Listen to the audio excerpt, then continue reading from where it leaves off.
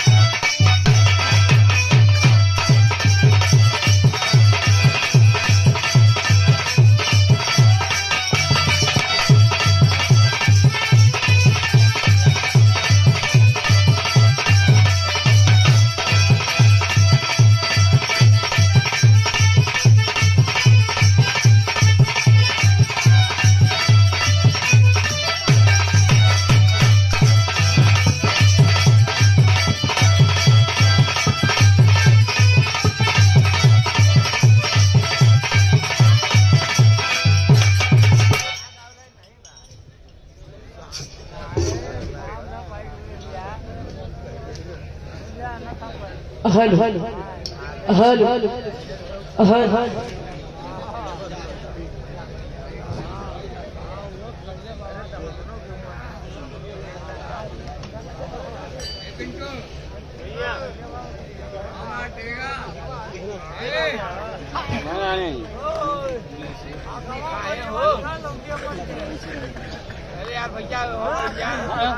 Hello hello hello check hello hello ये कितनी से कम करो भैया।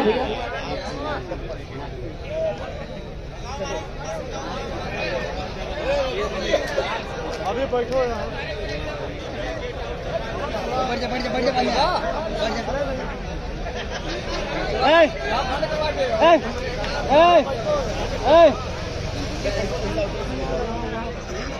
Hello hello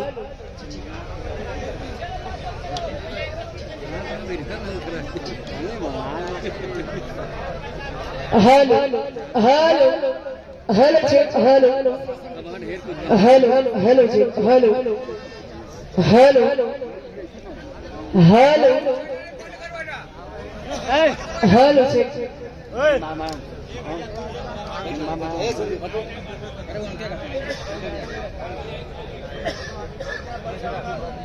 hello hello check hello hello hello hello hello hello भैया दूरी बनाइए इसमें। Hello hello hello hello hello hello hello भैया हारमोनियम से देखा। हेलो ऐसा कीजिए आप हेलो सबसे बढ़िया, नहीं तो कोई नहीं कोई भैया बैठिए।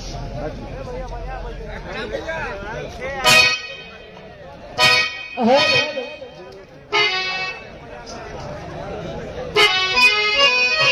हेलो हेलो हेलो हेलो ऊपर वाले भैया टेबल लगाइए। हेलो हेलो हेलो बस हाँ छोड़ दो। हेलो हारमोनियम से सीटी आ रही है देखिए। हेलो हेलो हेलो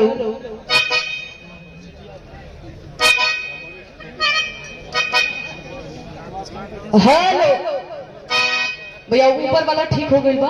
बाहर नीचे देखा भाई, इन लोगन के देखना ठीक बा। एक एक लोग के देखा।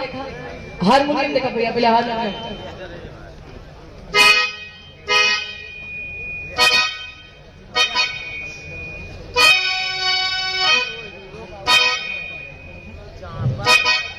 थोड़ा सा ट्रबल कम कर दीजिए, आ जाएगी थोड़ा सा।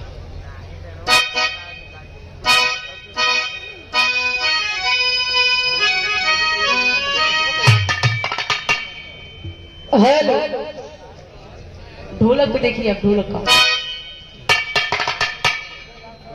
बेस। कोरस। हेलो ठीक ठीक। हेलो ठीक बा। बस भैया एक छोड़।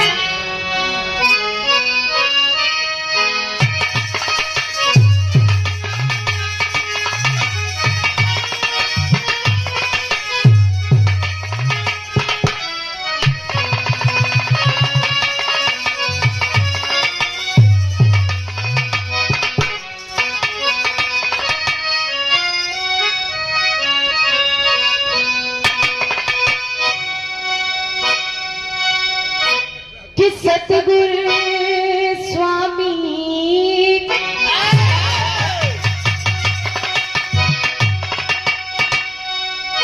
दीन बंधु दे अब सदा झुकई दे।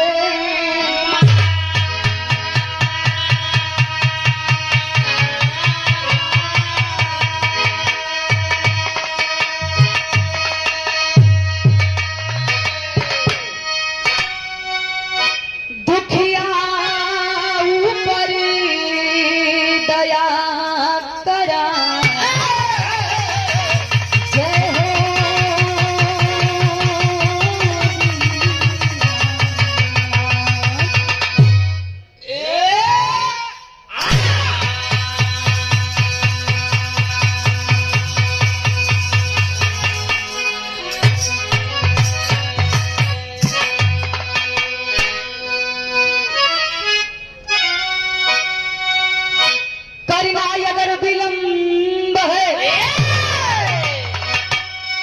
अब है मैया जगदम्बा।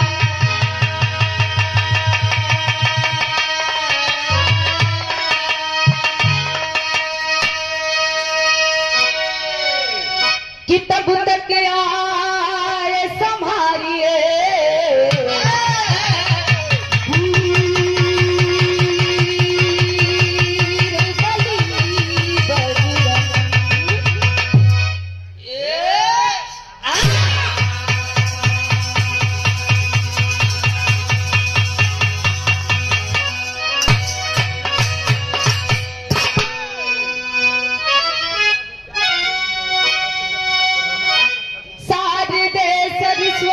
श्वेत पद्मासनी तेरे हाथों में भक्तों का पानी है मां। बेसहारों को तूने सहारा दिया ऐसी वेदों में यह विरल कहानी।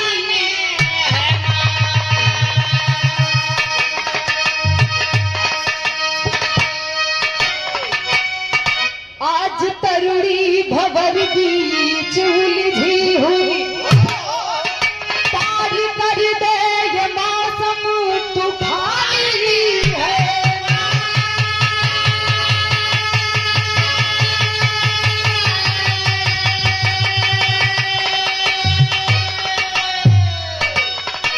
विश्व की वंदनीश्वर सजा दे मेरा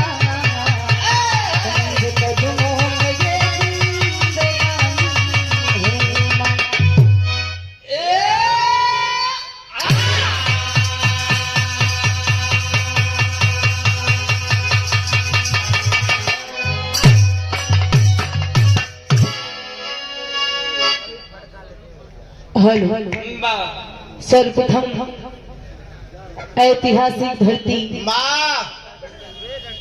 जो हमारे पूर्वजों की धरती कही जाती है, यदकुल शिरोमणि जो कभी भी जीवन में हार नहीं माने, अपने हिंदुस्तान में ही नहीं बाबूजी बल्कि विदेशों में भी जिनके नाम का गुणगान हुआ करता है। हमारे पूर्वज वीर लोरी शंभरू दादा की ऐतिहासिक पावन सरजमी, सोनभद्र की ऐतिहासिक पावन सरजमी मारकुंडी जो कि प्रसिद्ध और प्रचलित था लोरी पत्थर। इस ऐतिहासिक धरती को प्रणाम करते हुए विगत वर्षों की भांति इस वर्ष भी यह शानदार कार्यक्रम गोवर्धन पूजा के उपलक्ष्य में रखा गया है। और इस समिति के जितने भी अध्यक्ष हैं उन सब का मैं दिल से धन्यवाद करना चाहती हूँ। श्री चंद्रभूषण यादव भटोलिया और श्री परमेश्वर यादव महुआ, श्री कमला यादव महुआ, श्री कामता यादव एंड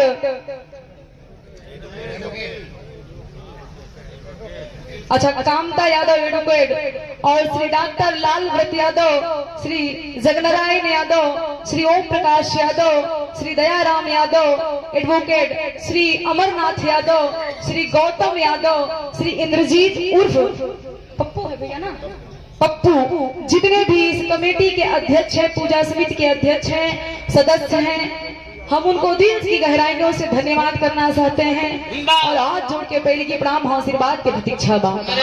और इस पावन सरजमी पे, इस धरती पे बैठे हमारे बिरहा के श्रोता सम्राट भाई बंधु जेके हम देखा थे, ये जेके ना देख पावत है, वो पीछे वाले भैयन के हाथ जोड़ के आप लोग पर वहीं से हाथ उठा के आशीर्वाद दे दा। बहुत बहुत धन्यवाद। हाँ, आप लोगों के कि आज के जमाना में बतावल गई है ये बाबू कि लोगों के पास समय के अभाव है, समय के उनके पास नहीं खे बा, लेकिन आप लोग इतना कीमती टाइम हम कलाकार के देते हुए आप लोगों के दिल से धन्यवाद है। और मंच पे विराजमान मंचासीन इस क्षेत्र के जिला अध्यक्ष राम निहोर यादव और हमारे लोकप्रिय विधायक जितेंद्र कुमार एडवोकेट और इस मंच पे विराजमान जितने भी प्रधान जी, बीडीसी, क्षेत्र पंचायत, जिला पंचायत, जितने भी पदाधिकारीगण हैं और सबके दिलों में राज करने वाले हमारे धर्म के बड़े भाई कमलेश उर्फ नेता यादव मारकुंडी सोनभद्र से भैया के बड़ा ही योगदान है। हमनी के धरती पे आवे के अवसर मिलल, भैया के द्वारा बड़ा ही भव्य स्वागत भइल, एक सुंदर पुष्पहार और एक शॉल और 500 रुपए का आशीर्वाद। बहुत बहुत धन्यवाद। हाँ,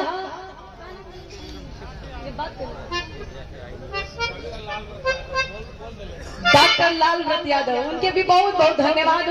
बड़ा ही चाहत रहा, सब लोगों के दिल से धन्यवाद, आशीर्वाद के प्रतीक्षा बा। ए भैया जैसन की बतावल गई गलती बिरहा के बड़े हुए धुरंधर कलाकार जो इस सम्मत चर्चा में हुए जेकर जोड़ा नहीं खे है। अरे पागल यहाँ नहीं खेगा, संसार में सब का जोड़ा बनल है। हाँ तो वो ठीक बा। बिरहा के बड़े ही सुंदर कलाकार, सबके दिलों में राज करने वाले कैमूर बिहार की ऐतिहासिक धरती से चलकर आए सुधीर लाल यादव जी, आपको आपकी पूरी पार्टी को तहे दिल से प्रणाम करती हूँ, आशीर्वाद की प्रतीक्षा है।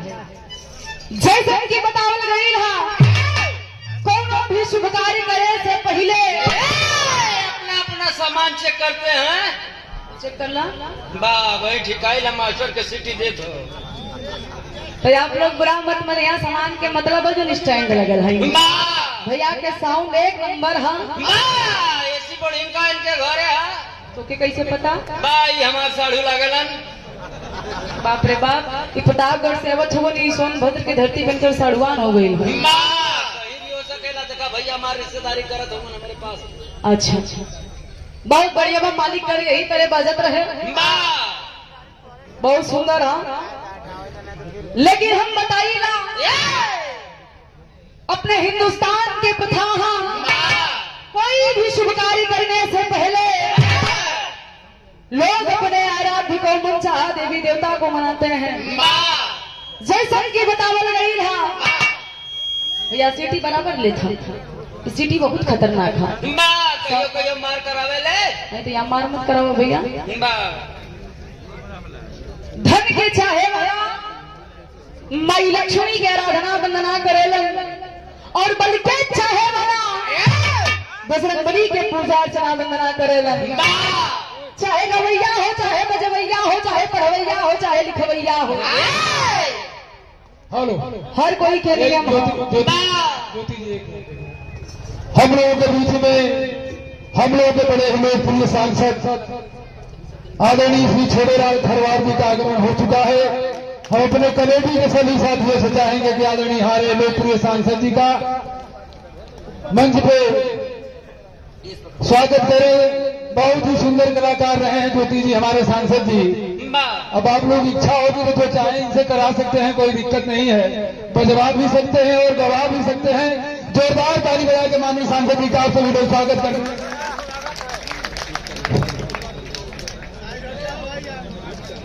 भाई हम चाहेंगे पूजा कमेटी के साथ ही माला बनाकर सांसद जी का स्वागत हो जाए।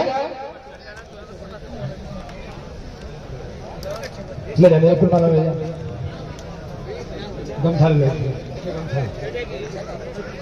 बहुत बड़ा योगदान रहा है माननीय सांसद जी का। जो धरती आज चमचमा रही है हमारे सांसद जी की वजह से चमचमा रही है। लेकिन एक बाद मोटरसाइकिल चोर चुरा ले जाता है, बड़ी दुखद बात भाई। सांसद जी यहाँ से मोटरसाइकिल गायब होगी, समझो यार। भैया अब मत चुराया जाए, इतना ध्यान दे भैया। पुलिस वाले साथी से गुजारिश का थोड़ा ध्यान दे लोगों को। आदरणीय सांसद नहीं मिली जाइए लेके जाइए, कहा चिंता करते हैं। बहुत बहुत धन्यवाद। समझ नहीं है इसलिए अपने कलाकारों का समय नुकसान नहीं करना चाहते। हम बहुत दिन की गहराइयों से स्वागत करते हैं आदरणीय सांसद जी का। इस जनपद में जहां जहां कलाकारों का कार्यक्रम होता है, सांसद जी दुनिया का सारा काम छोड़ करके कलाकारों का मनोबल बढ़ाते हैं। हम दिल की गहराइयों से इनका स्वागत करते हैं, अभिनंदन और वंदन करते हैं। बहुत बहुत धन्यवाद। शुरू हुई। और हमारे बीच में सबके दिलों में राज करने वाले लोकप्रिय व्यक्तित्व के धनी छोटेलाल खरवार सांसद जी का आगमन हुआ है। एक बार हम चाहिए कि पीछे वाले भैया जितना आप लोग बैठल हुआ और जितना पंडाल में स्थायी रूप से बैठल हुआ, एक बार आप लोग हिम्मत लगा के तनी से एनर्जी भी आ जाए। जोरदार ताली बजा के स्वागत करिए, जोरदार ताली बजाइए। लगे कि सोनभद्र की धरती पे मारकुंडी में आज विरहा हो, लोग जुटल हुआ। एक बार पूरा एनर्जी लगा के जोरदार ताली बजा के स्वागत करिए। आप अपने लोगों के अपना खातिर भी आप लोग स्वागत करिए ताली बजा के। एक बार फिर से जोरदार ताली बजा के आप लोग स्वागत कर दी। बहुत बहुत धन्यवाद। लेकिन हम बताइए ना, कौनो भी शुभ कार्य करे से पहले, चाहे गवैया हो, चाहे बजवैया हो, चाहे चढ़वैया हो, चढ़वैया के मतलब गलत ना भैया। चढ़वैया के मतलब था हमरे ड्राइवर भाई लोग जो ड्राइवर ही करेगा, तो चाहे 2 व्हीलर हो, चाहे 4 व्हीलर हो, चाहे 8 व्हीलर हो, ड्राइवर भाई लोग स्टेरिंग पकड़े से पहले मनावे कि हे दुर्गा जैसे चढ़त है उससे 6 महीना बाद उतरो। 6 महीना उतर गया तो बढ़िया था। पैसा कमा धन कमा पागल ऐसे बोला ना तो लोग कहिए 6 महीना जो उतरी ना तो दिनचर्या हो ही कैसे। हो जाले सारी दिनचर्या। हाँ तो तुम बदले हुआ ना ए भैया। लेकिन हम गवैया और बजवैया, चाहे पढ़वैया चाहे लिखवैया, मंचासी शिक्षा से जुड़ल भाई बंधु, आदि शक्ति, स्वर की देवी, दुनिया की मालकिन, जेकर नाम अनेकों बा, रूप हजारों बा, जेकर कृपा से हमने गाइला बजाइला। मात्र 5 मिनट खातिर आप लोगों के वहां लेके चलब जहाँ ईवीएम में गड़बड़ी हुई है। वहां का करे देखेंगे, समझेंगे, उसके बाद मशीन गड़बड़ाएंगे। माई मैहर शारदा जेकरे दुआरी पे जे भी गई हा तो वो खाली ना लौटल, लेकिन हमनी के शरीर से ना मन से चले के आई गुरु जी।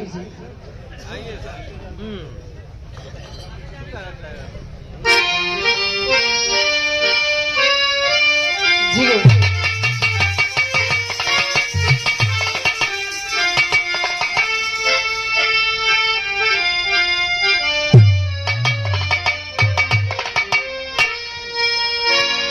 वाह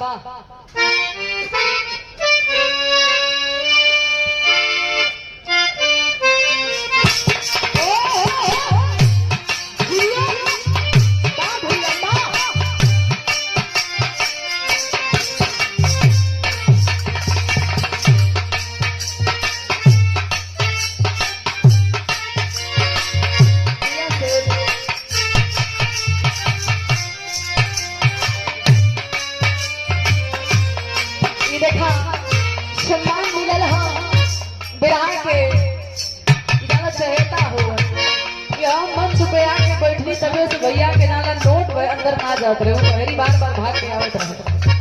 सम्मान मिला, आशीर्वाद मिला। राजकुमार बोलता है भैया ना, छपका लोधी नगर पालिका लोकसभा प्रत्याशी सोनभद्र समाजवादी, वाह, समाजवादी पार्टी के सच्चे सिपाही हैं। भैया की तरफ से 200 रुपए का आशीर्वाद। भैया को बार बार पहले की प्रणाम बा। आई हुई जनता जनार्दन को पैर छू के प्रणाम, आशीर्वाद की प्रतीक्षा है।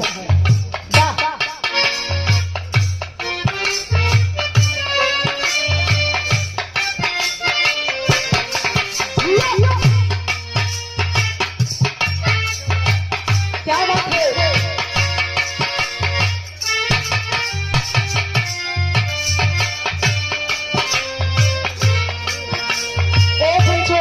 हम बताइए ना कि कोनो भी भक्ति भजन करे से पहले धुन तराना गावल जरूरी ना है। कुछ लोग कहे लेकिन हम कहिए कि आज के जमाना में, आज के दौर पे ही हमार विचार है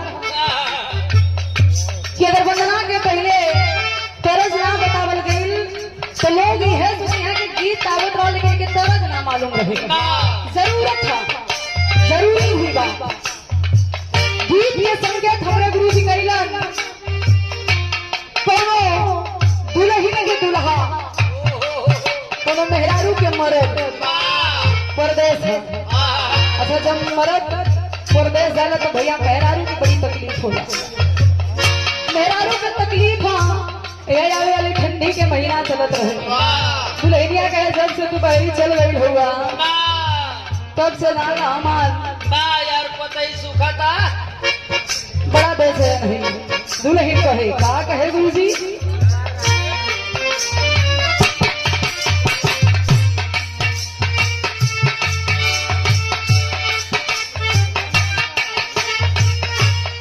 ये कहे